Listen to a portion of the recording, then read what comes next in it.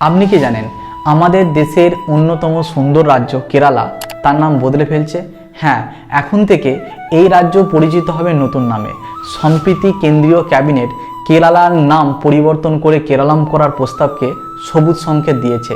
আসলে এই দাবি দীর্ঘদিনের।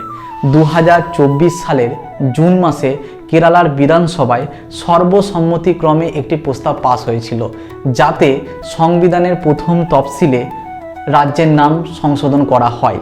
কিন্তু কেন? কারণ মালায়ালাম ভাষায় এই রাজ্যকে সবসময় বলা হতো কেরালাম।